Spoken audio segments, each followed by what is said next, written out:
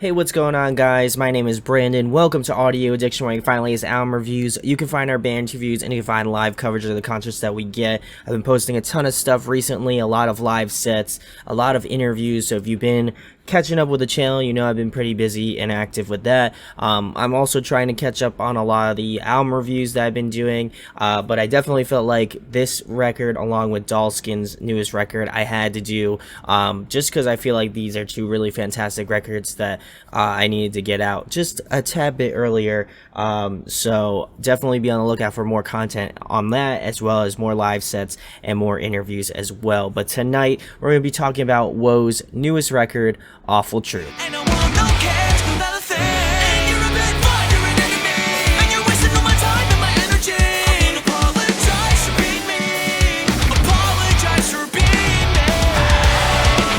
I have never checked out this band.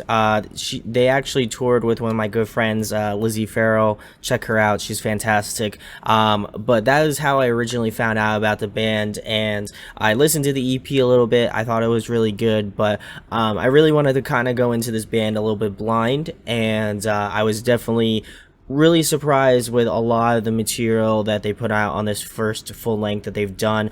They signed with Unified, which is again a fantastic label, and definitely couldn't be more stoked. But I'm going to go through each track, give you my thoughts and opinions on it, go through some pros and cons, and then finish it out with an overall rating. So the first track is called Boy.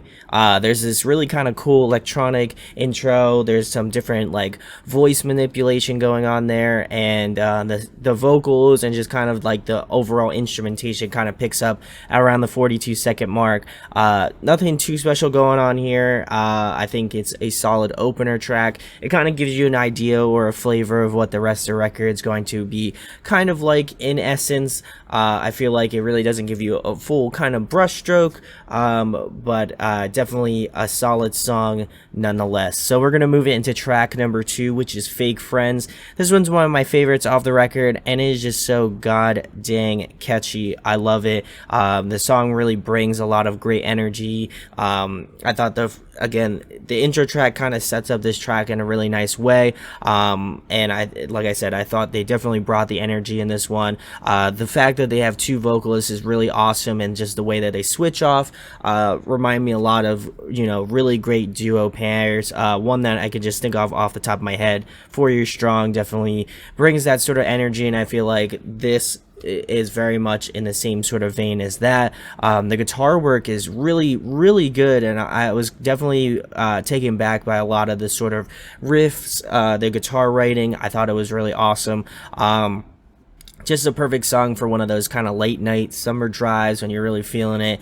And I think that the inclusion of electronic obviously plays off a lot of the intro of Boy, but also I feel like sets up a lot of the other songs off the record that were really interesting. Great. One of my favorite tracks, and just a fantastic track to actually start the record off with. So we're gonna move into track number 3, which is Fancy. This one is definitely more along the lines of what you would expect from a pop punk band, and definitely has more of that pop punk leaning to it. The hooks are definitely strong on this track, but I feel like it's a little bit more tame in comparison to Fake Friends. I think they really started off on a really strong note. However, I think this song is really solid nonetheless. It definitely could use some improvements. I feel like, again, with the inclusion of sort of electronics and the things that they've been added to not only Fake Friends but a lot of the other tracks off the record, I think they could have included that a little bit. I think maybe they could have switched up the styling a little bit to make it just that much more interesting, but again, nonetheless, I thought it was a really solid track. So we're going to move into track number 4, which is Money Shoes. This one's one of my favorites as well. I know that they released a music video with this one as well, so if you haven't already, check that out.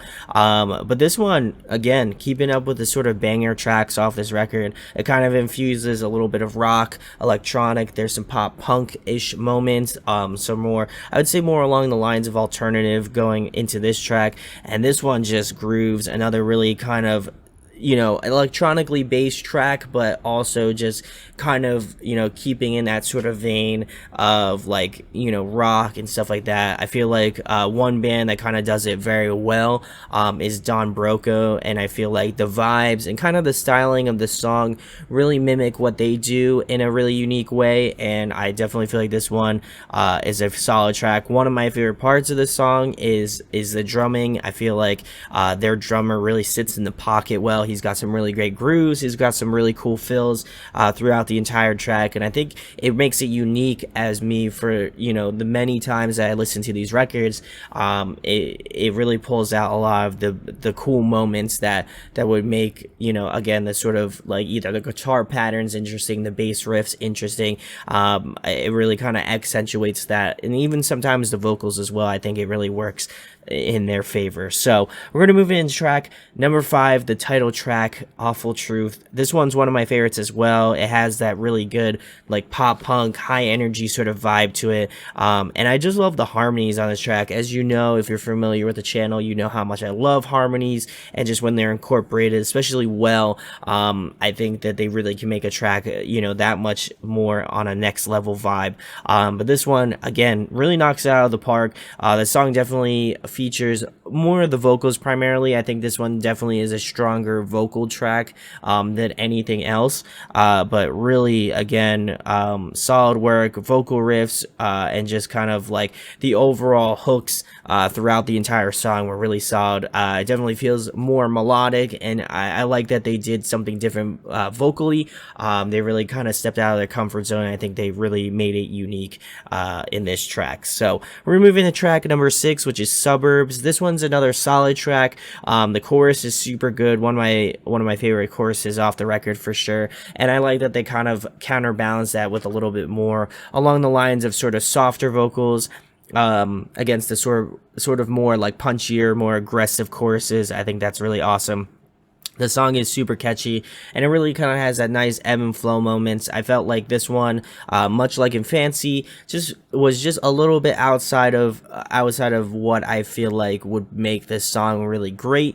I think it has some really awesome moments to it, but overall, I think it's just that little bit outside of it. I might change my mind a little bit later on, just because just listening to it so many times, I feel like, if I give myself some time to listen to other things throughout the year and then coming back to this towards the end, I feel like I'll have more of an appreciation or maybe more love for this track than some of the other ones. So we're gonna move it into track number 7, which is Mess. This one is another favorite of mine as well, and I like that it features just some really cool, unique moments to it, like especially in the first verse where the vocals are split and layered. I think that they offer this really nice contrast.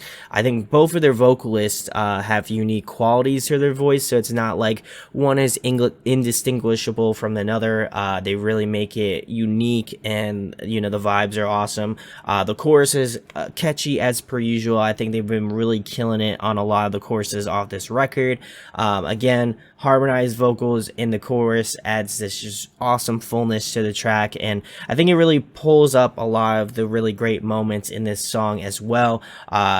Guitar is definitely awesome. Some of my favorite on the record. I think this one is probably, in terms of guitar work, I think is the most unique, which I was definitely surprised with, and I think they really killed it on this track as well. So we're gonna move into track number 8, which is Cross. This one's one of my favorites as well, just because I feel like this one is really unique from the rest of the tracks off the record.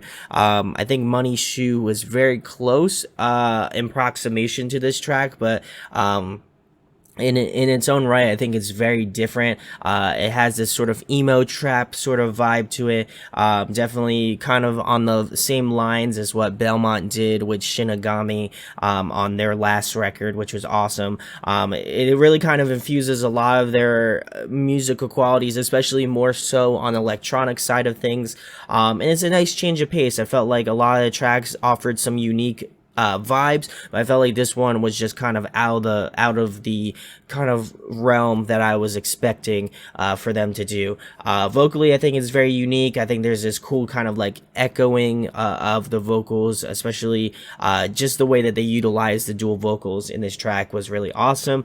Again, different track, but I think, you know, it really works for what they're doing, what they're trying to achieve, and I think that, you know, it's again a fantastic track. So we're gonna move it into track number 9, which is Gone Forever. This one is one of my favorites, and I think this is by far my favorite track off the record, just because it's so unique. I think it pulls a lot from Cross, which is the track that I just talked about, but it also pulls a lot from, you know, tracks like Fake Friends, Money Shoe, Awful Truth. It really kind of combines a lot of the best aspects that I love from those tracks into one specific track, and it definitely combines a lot of different sounds, especially in the guitar department. I think it is very reminiscent of Don Broco, and even a little bit of issues here and there. I think, you know, the way that they kind of had that sort of R&B core sort of vibe, it's definitely more heavier. I think the guitar tones definitely, you know, pulled that out of the track. It almost, you know, borderlines that sort of metalcore vibe, but without screaming, obviously. But I think they absolutely crushed it. It's one of those songs that, you know, upon first listen, I was hooked. It was fantastic, upbeat, catchy, fun track. Definitely best track off the record, without a doubt. So we're gonna move into the last track number 10, which is Ugly. This one didn't really sell me at first. I think this one definitely had to give me time to grow, and I feel like as I've been listening to it more and more, I think it's definitely built up in my mind how good it is. I don't think it's as good as some of the ones that I had mentioned as my favorites, but I think it is really solid. I like that they try to do different things on this track. They really tried to experiment. They didn't try to keep it, you know, like a straightforward sort of pop punk track, or kind of like, you know, what they've been doing with like alternative music. I really feel like they tried to pull out of their box on this one, and it was really solid. I think, you know, for being closer to, you know, the end of the record, the last track on the record, I think they really closed it out well. And again, I think it combines some really nice aspects throughout the entire record. So some pros and cons, I'm gonna get it right out there. I don't really have any cons about this record. I think it is, you know, pretty close to perfection in my mind. Just the way that, you know, they are able to jump from genre to genre and really kind of not see a shift in what they do. There's some tracks that feel a little bit more along the lines of pop punk, and I think they fit that bill very well. But there's also some tracks that kind of feel more along the alternative side, and more on the rock side, and I feel like they do that very well too. So the way that they are able to kind of encapsulate both sounds really works. They kept things fresh throughout the entire record. There wasn't one song that I felt like was boring or, you know, played out before. I think they really brought an originality to pop punk, alternative music in general, and I feel like they have a place in this scene to do different things, and I think they brought it. It's fun, it's super catchy. I think from track 1 all the way to track 10, I think they really have some fantastic catchy moments, and it is really, you know, accentuated throughout this entire record. The dual vocals are really awesome. I just feel like they have a lot of potential to expand upon that more so in future records, and it's definitely an album of the year contender. I think it is just extremely well written. It's got some fantastic hooks, and you would be remiss if you didn't check this one out. So my overall rating for Awful Truth by Woes, I'm going to be giving it a 9.8 out of 10. Like I mentioned, definitely album of the year contender, and if you get the chance to, please go check this one out. It is awesome. I know this is the last day for first week sales, so if you do see this in time, please go pick it up. I'm sure they would greatly appreciate it, and even if you don't, definitely go check them out. I know that they'll be doing a lot of UK stuff since they're from the UK area, so I'm hoping that they come to the States sometime soon, because I feel like they definitely have, you know, that power and that passion for what they do, and it really shows in this record. But let me know in the comments what you think about it. If you agree, if you disagree, I'd like to know. If you haven't checked it out and you're checking it out, please come back, let me know what you think about it. I would definitely like to know your thoughts on it, and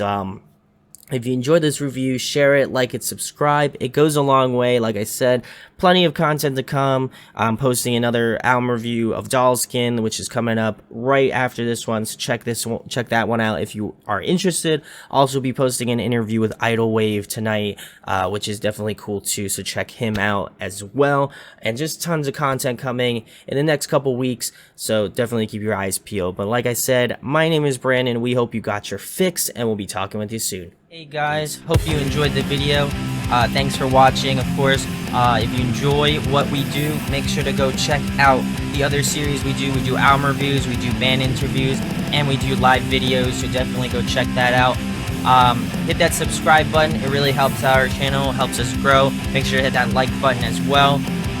Go follow us on social media. That's all down below. We try to keep that as updated as possible. We also made a new website where we'll be posting photos of upcoming concerts and stuff like that, which you can go check out at audioaddictionmedia.com and come get your fix with us, guys.